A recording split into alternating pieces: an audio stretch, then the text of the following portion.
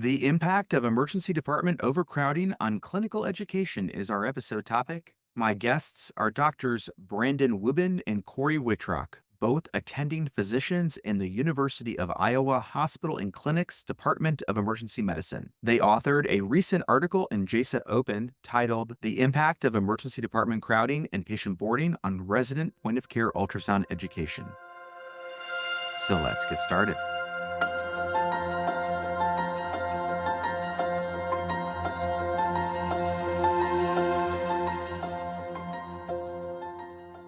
Welcome to the BRG Nurse Executive Podcast. BRG is a global consulting firm that helps organizations in disputes and investigations, corporate finance, and performance improvement and advisory. BRG's healthcare performance improvement practice offers multidisciplinary services to healthcare organizations. We focus on implementation with innovative, independent, and data-driven solutions. In the BRG Nurse Executive Podcast, we discuss improving patient care by advancing nursing leadership. For more information about BRG, please visit thinkbrg.com. Now here's your host, Nick Chmielewski. Brandon and Cory, thank you so much for joining us today. Thanks for having us. Thanks for having us. Awesome. Before we get into our episode topic, can each of you share a little bit about yourselves with our listeners? My name is Brandon Wubben. I'm an emergency physician at the University of Iowa. I did residency there and then did an emergency ultrasound fellowship at the University of Arizona in Tucson. Now I'm back at the University of Iowa. Excellent. And Cory? I've been an emergency physician since 2009. I graduated from Georgetown University Emergency Medicine Training Program. I did my fellowship in emergency ultrasound in 2011. I've been here at the University of Iowa for the last 4 years. I'm the director of the Iowa Healthcare Emergency Ultrasound Division, and our job is, in addition to oversight of point-of-care ultrasound practice in our department, we also oversee the resident training. Our topic today is the impact of emergency department overcrowding on clinical education. We collectively co-authored a recently published article in JACEP Open specifically looking at overcrowding's impact on medical resident point-of-care ultrasound education. Can you talk more broadly about this phenomena of ED crowding, overcrowding, and boarding? Most people are generally familiar with the fact that emergency departments are crowded and potentially overcrowded. It's a really complicated issue. There are a lot of inputs, a lot of outputs. From a basic standpoint, when the hospital fills up, there's no more hospital beds. People still keep coming to the emergency department. And those people have to go somewhere, and that results in crowding. People are in the hallway, people are in the waiting room, waiting to be seen, waiting to be admitted, waiting to be transferred. It's really a crisis throughout the healthcare system. We are not the only hospital experiencing this, and it's been a growing trend for the last 10, 15 years at least. Now, I would say most major academic centers are experiencing this, where there's just more patients in the emergency department than we know what to do with.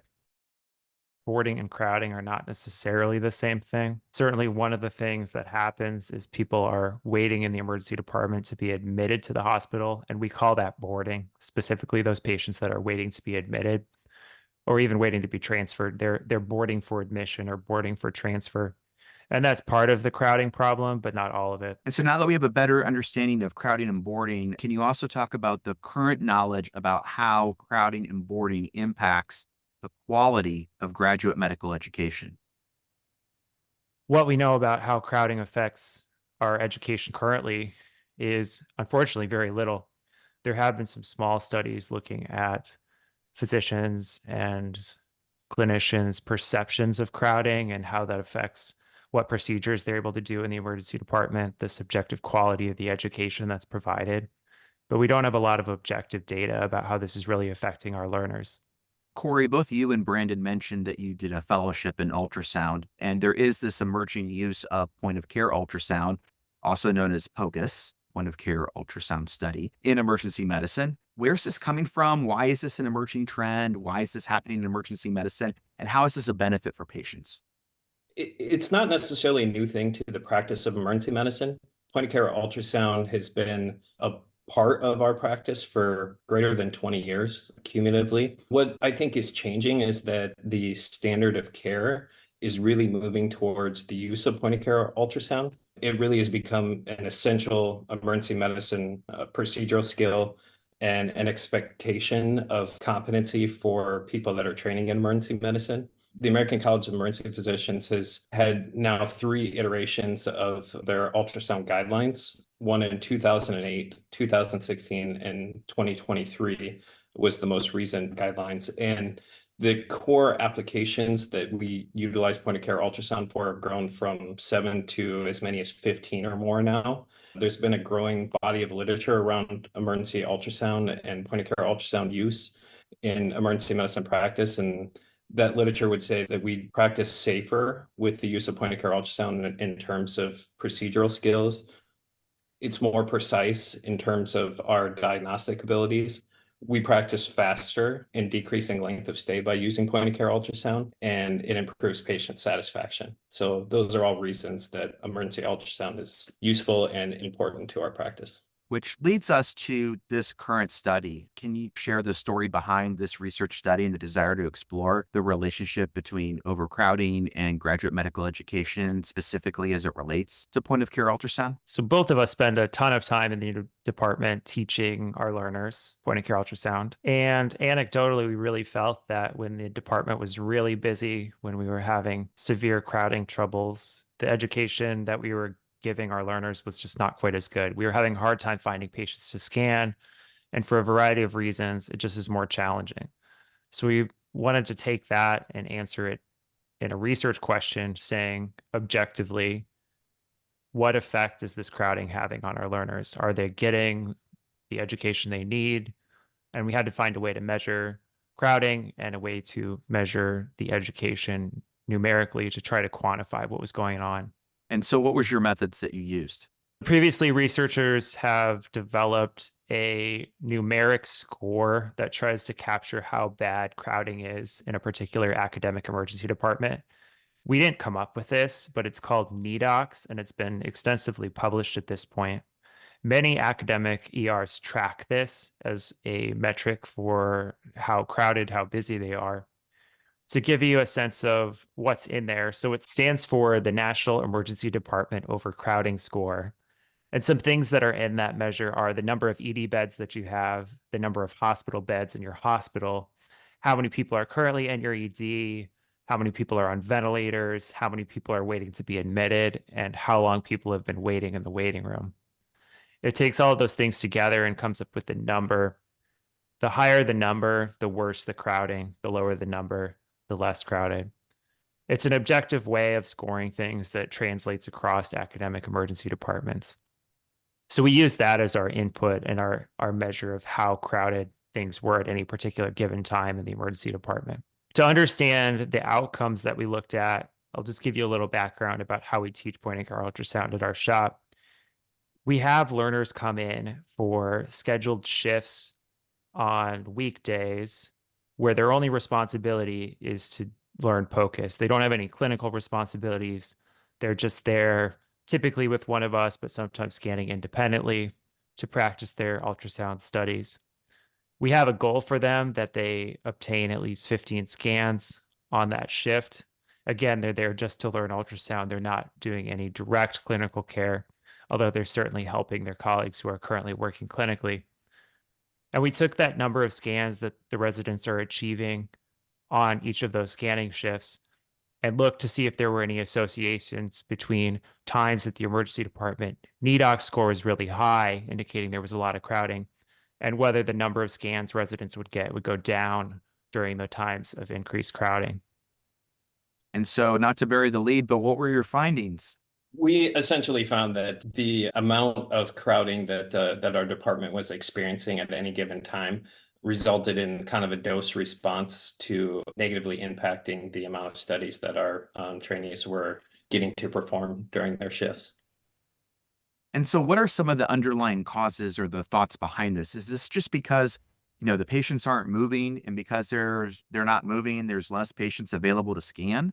Or is it because the atmosphere of the department, the milieu is off? when it's more crowded? Our study doesn't really answer that question. It tells us that as Okay. there's more crowding, there's less scans being done, but we didn't directly look at why from an analytical perspective. We certainly have some theories. So one is that when all of the rooms are full and all of the hallway beds are full, most of the new patients are being seen in triage in the waiting room.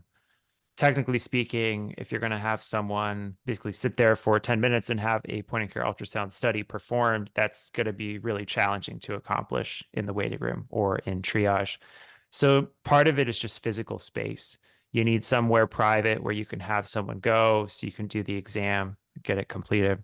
Part of it might just be the overall pace at which the department is working. Sometimes people might not feel like they have time to work in a point of care ultrasound study.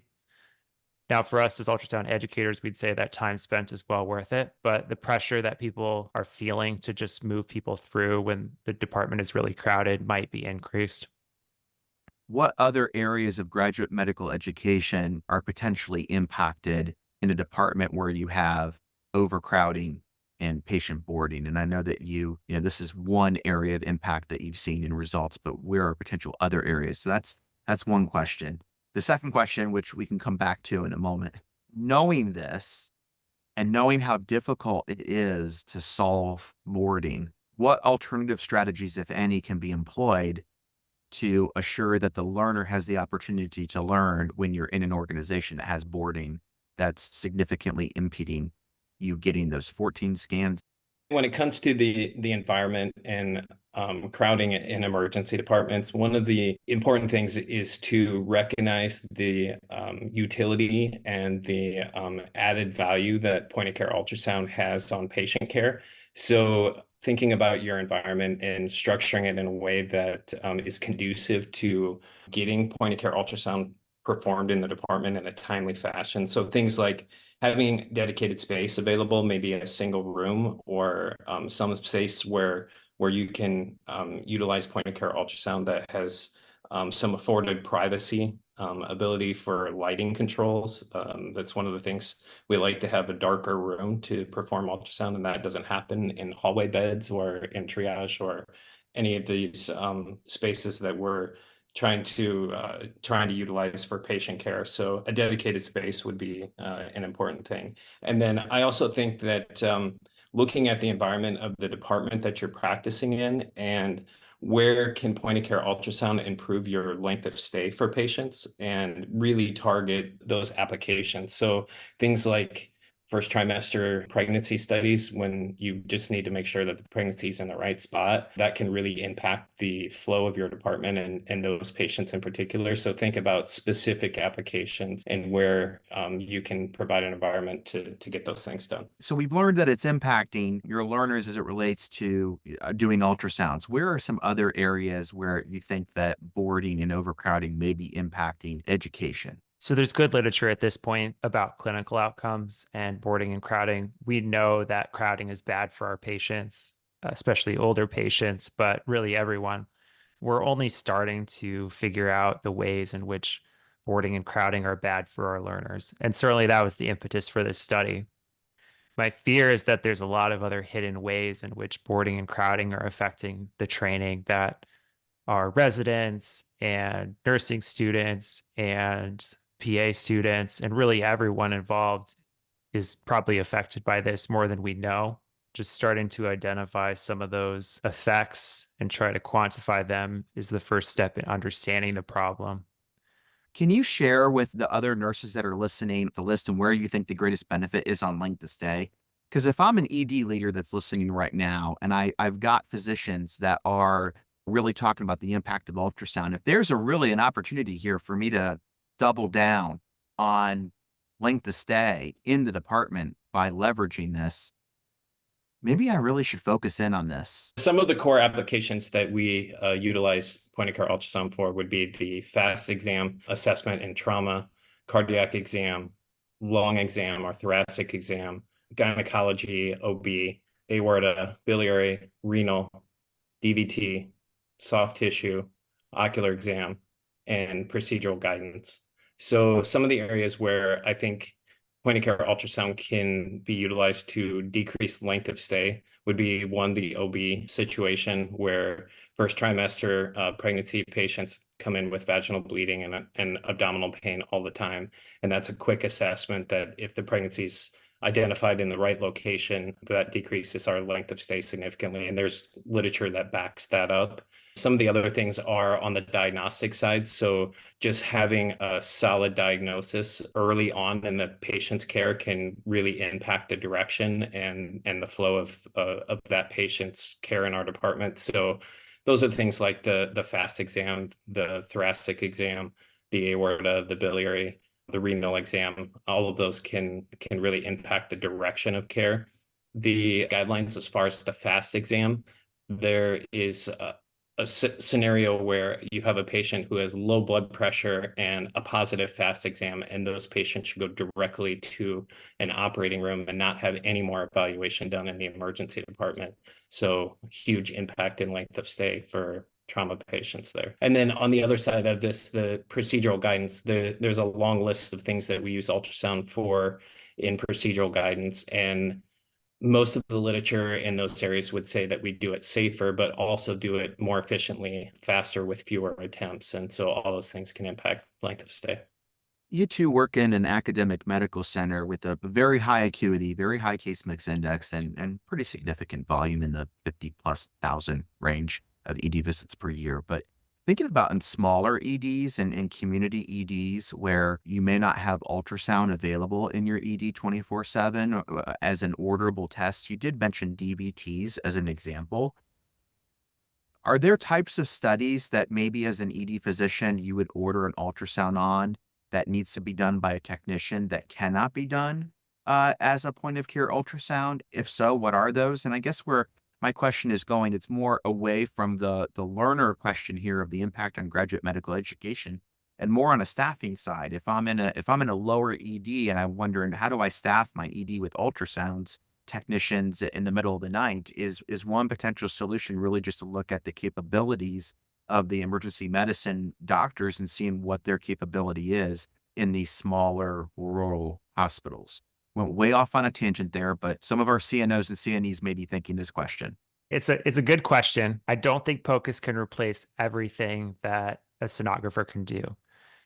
And some of the specific things that we don't do using POCUS are ruling out ovarian torsion, testicular torsion, which are certainly time sensitive and need emergent ultrasound, but are currently outside the scope of what we typically teach in POCUS. I think overall, the fact that certain types of ultrasound are unavailable in smaller rural EDs does mean that we really need our trainees to be able to perform some of these exam types, like, for example, DVT, right upper quadrant, and confirmation of pregnancy for otherwise uncomplicated pregnancies, because there might not be anyone else there that can do it. Now, that said, you can't replace everything. Some of these are time saving, some of these are life saving because of the time savings. But ultimately, we work in conjunction with sonographers, and sometimes we need a confirmatory exam. And so you mentioned DVT earlier, and again, just to keep on that DVT trend, is there an overread that's done by a radiologist on something like that when you're doing it as a POCUS, or is it a sole interpretation by the ED physician? Point of care ultrasound studies are interpreted by the clinician who performs them, and so there's no radiology overread of those. That said, if we find something concerning on our point of care study, at times we will refer the patient for a consultative ultrasound performed by a radiologist or sonographer when we think things are more complicated or need additional information, or maybe a more detailed scan, depending on what we're looking at. What percentage of your residents go through this rotation in point of care ultrasound training? Point of care ultrasound is one of the expected skills that all emergency physicians have on graduation. So we have 100% of our residents go through this. They do it during all 3 years of their training. We are a 3-year training program, and they have these shifts scheduled throughout their training throughout all 3 years to try to build those skills by the time they graduate. Do most the residency programs go with the shift approach that is being done at the University of Iowa? or are there alternative learning strategies that you've seen in other organizations? Every residency training program has some sort of dedicated ultrasound education. How that gets accomplished is variable. The metrics that ACEP ultrasound guidelines kind of lay out is a specific number of exams in each of our core applications. And as our core application number grows, our number of expected scans that trainees perform also grows. Sometimes that's done in a dedicated time, maybe in your first year of training. Other places like ours use a more longitudinal approach that keeps it to the forefront of their education throughout their 3 or 4 years of training. And so, following back to the question I asked earlier, if you have a resident that is not getting in all the scans that they need to get in, and part of the study or their program is to get all these different scans for these different conditions, knowing about overcrowding and boarding nowadays, what other strategies do you employ to help get that scan count up? Is there another floor that you go to? Do you go see patients on the inpatient unit? Do you go outside of the emergency medicine environment? Or how do you overcome this impact that you're seeing? We don't like to outsource our point of care ultrasound training to other departments. Some training programs probably have to utilize. We like to keep ours within the department. Part of the reason is that emergency ultrasound is quite a bit different than sending our residents to an OB floor, for instance, to do ultrasounds up there. The clinical questions that they're answering are different, and this is really to be built into their practice. So we go to the bedside with our ultrasound equipment, and we're trying to answer a specific clinical question for the patient that we're taking care of. So we have to play the role of the sonographer, of the radiologist that would interpret a study, and then ultimately the clinician who uses that information and makes a decision based on that information in the care of the patient. So that's hard to duplicate outside of the emergency department. Yes, you can learn the sonography skills maybe in those environments, but you can't really learn those other two aspects of the application of ultrasound. The goal of our training program is really to get our trainees to start to incorporate the use of point of care ultrasound in their practice early on and build on that skill set. And so from a shift to shift time in the department, they're utilizing ultrasound and as a result, bumping up those numbers. And so you've confirmed your suspicion or your hypothesis that overcrowding and boarding does impact the ability to get scans completed for your learners. What are your next steps in terms of, we've got this new knowledge, obviously we're disseminating it, it's being published, but beyond that, what does this knowledge mean for the University of Iowa, emergency medicine, and how you're going to work to continue training your learners? I think part of it is, like we talked about, coming up with strategies to try to bridge the gap for those times that people are scanning and there's a lot of crowding going on. So we need to find creative ways to get people scans while they're in their department. We need to get buy-in from nursing and other leadership to understand the importance of what we're doing and what we're trying to teach. I think we can have some logistical strategies, like keeping a few rooms set aside that we can have as a private space to do these kind of exams when there's pressure to turn over the other rooms or there's no other private space where we could do a POCUS exam. I would echo that too. I think it has a lot to do with just having our operations leadership and our nursing leadership have an understanding of the value that this brings to patient care and really thinking about strategies that allow us to bring this technology to the bedside. Any closing thoughts as we wrap up this episode? We think this is a really important issue. So thank you for letting us take the time to talk about point of care ultrasound, how important it is to our patients, how important it is to our learners that they get this skill and they can take care of their future patients. The impact of emergency department overcrowding on clinical education has been our episode topic. Doctors Brandon Wubben and Cory Wittrock, thank you so much for your time. Thanks. Sounds good. Thanks. You've been listening to the BRG Nurse Executive Podcast, which focuses on improving patient care by advancing nursing leadership. The views and opinions expressed in this podcast are those of the host and podcast guest and do not necessarily reflect the opinions, position, or policy of the guest employer, Berkeley Research Group, or their other respective employees and affiliates.